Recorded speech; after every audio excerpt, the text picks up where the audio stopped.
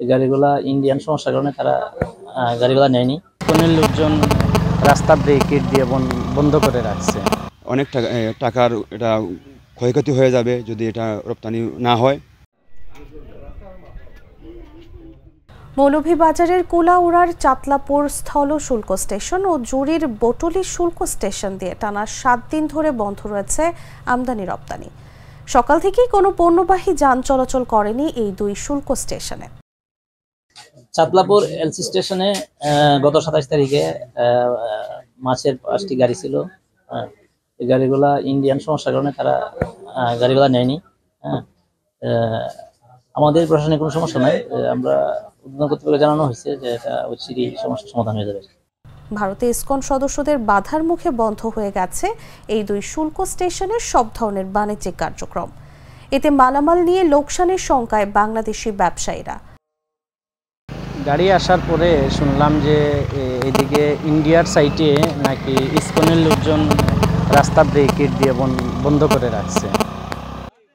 হঠাৎ এমন পরিস্থিতিতে রপ্তানি পণ্য, বিশেষ করে মাছ, কাঁচামাল সহ পচনশীল বিভিন্ন পণ্য নিয়ে বিপাকে পড়েছেন রপ্তানির সঙ্গে জড়িত বিভিন্ন ব্যক্তি প্রতিষ্ঠান। অনেক চেষ্টা করছি কিন্তু কোনো অবস্থাতে কোনো সম্ভব হচ্ছে না। এটা নিয়ে আমরা অনেক একটা বিপদের মধ্যে আছি। প্রায় 1 কোটি প্লাস আমাদের এখানে মাছ আছে। যদি এটা যত দ্রুত সম্ভব হয় তাহলে আমরা বাঁচি। আমাদের অনেক টাকার এটা ক্ষয়ক্ষতি হয়ে যাবে যদি এটা রপ্তানি না হয়। জানা যায় বুধবার বিকেলে ভারতের কৈলা শহরে ইসকন সদস্যরা শুল্ক স্টেশনের রাস্তা বন্ধ করে আমদানি রপ্তানিতে বাধা প্রদান করেন। এরপর বন্ধ হয়ে যায় দুই দেশের বাণিজ্যিক কার্যক্রম।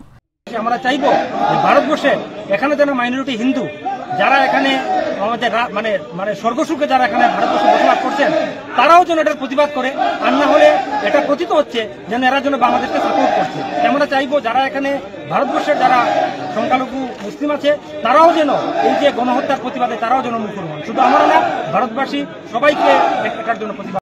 শুল্ক স্টেশনের দায়িত্বরতরা বলছেন বাংলাদেশ অংশে রপ্তানিতে কোনো সমস্যা নেই। ভারত থেকে মালামাল গ্রহণ না করায় আপাতত বন্ধ রয়েছে পণ্য রপ্তানি।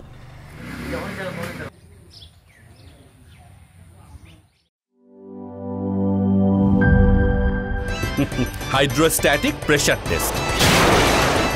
আরে পাইপ তো ফ্যান্টাস্টিক। Impact test. দেখেন কত চাপ নেয়, প্রেসার যতই হোক এই পাইপ ভাঙবে না। মাটির 1250 ফুট পর্যন্ত গভীর চাপ নিতে পারে আরএফএল ইউপিভিসি গ্লাস পাইপ। পাইপের বস, না কিনলে লস।